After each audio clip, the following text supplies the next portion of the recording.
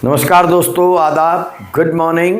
आज शनिवार है, सैटरडे, वीकेंड। मुझे लगा वीकेंड में राजनीति पर, भ्रष्टाचार पर या किसी भी नेगेटिव खबर पर बोलने से बजाय कुछ ट्रेंड चेंज किया जाए, कुछ ऐसा बोला जाए जो लाइट हो, ऐसी चीज़ पर चर्चा की जाए जो हौसला देने की बात करती हो। तो चलिए आज मैं आपको एक ऐसी युवती के बारे में सुनाता हूँ जिसने संघर्ष किया, जिसने भूख देखी और जिसके हौसले ने उसे आज ऊंचाइयों में पहुंचा दिया है। ये कहानी है डांसिंग क्वीन नूरा फतेही की। फिल्मी दुनिया बाहर से जितनी चमकदार नज़र आती है, भीतर से उतनी ही कठिन है और उतनी ही निर्मम है। यहाँ टिके रहना ही नहीं बल्कि पहचान बनाना भी एक लंबी और कठिन लड़ाई है। इस लड़ाई को और भी मुश्किल बना देता है, या और भी ये मुश्किल बन जाती है जब कोई कलाकार किसी दूसरे देश से आकर, हिंदी भाषी कलाकार, किसी दूसरे देश का कलाकार भारत में आकर हिंदी फिल्म उद्योग में, बॉलीवुड में अपने सपनों को सच करने का प्रयास करता है।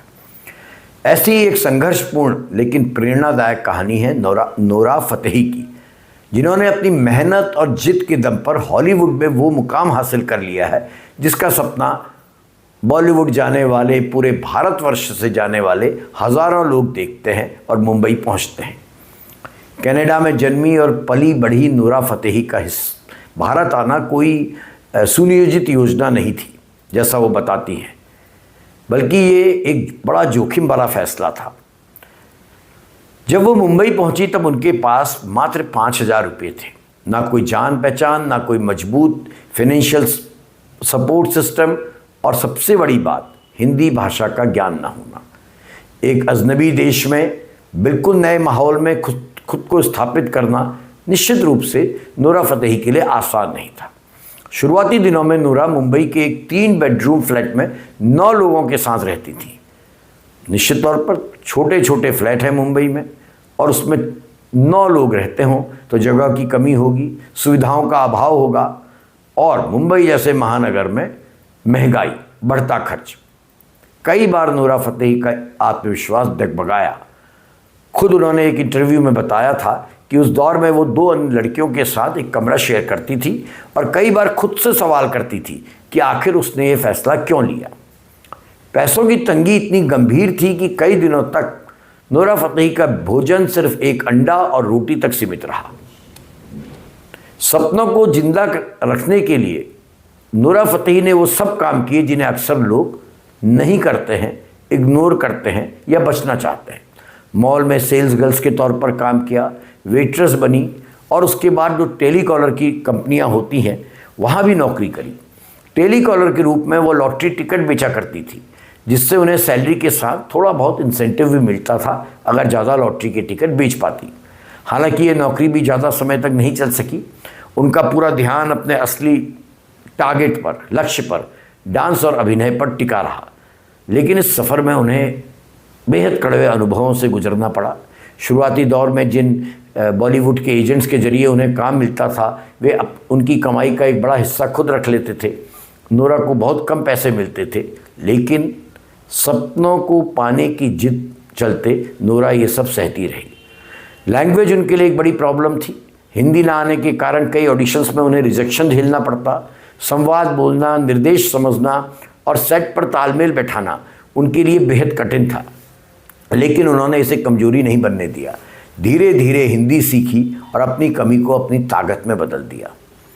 नूरा फतेही के जीवन में निर्णायक मोड़ तब आया जब उन्हें डांस नंबर्स के जरिए पहचान मिलने लगी। उनके बैली डांस और एक्सप्रेशंस ने इंडस्ट्री का ध्यान खींचा। असली पहचान उन्हें दिलबर गाने से मिली, जिसने उन्हें रातों रात स्टार बना दिया। इसके बाद वो साकी साकी और अन्य कई हिट गानों में आपने उनको देखा होगा, उनके डांस को देखा होगा। वो जिसने एस्टेब्लिश कर दिया वो डांसर ही नहीं बल्कि एक सुपर डांसर है, एक अद्भुत परफॉर्मर है।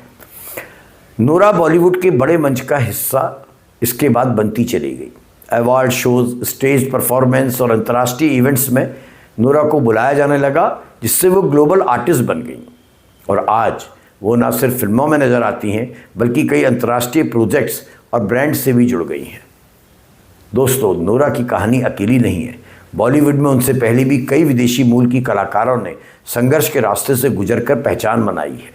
इन कलाकारों को अक्सर बाहरी होने का ताना दिया गया, लेकिन समय के साथ उनके टैलेंट ने उनके क्रिटिक्स को भी जवाब दे दिया।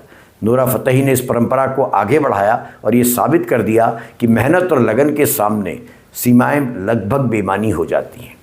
आज नोरा फतेही सिर्फ एक नाम नहीं बल्कि एक संघर्ष की कहानी है। वह उन तमाम युवाओं के लिए उम्मीद की किरण है जो सीमित संसाधनों के बावजूद बड़े सपने देखते हैं। नोरा का सफ़र बताता है कि अगर हौसला मजबूत हो तो भूख, तंगी और असफलताएं भी रास्ता नहीं रोक पाती। अभी हाल ही में नोरा फतेही का जन्मदिन था। जब मैंने उनके बारे में एक रील देखी और पढ़ा, उनकी कहानी से मैंने ये पाया कि नोरा फतेही की कहानी एक सेलिब्रिटी की सफलता की कहानी नहीं बल्कि उस जिद और जुनून का उत्सव है जिसने एक साधारण शुरुआत को असाधारण मुकाम तक पहुंचा दिया।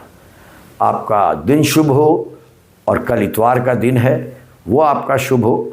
सोमवार को दोबारा मिलते हैं। नमस्कार।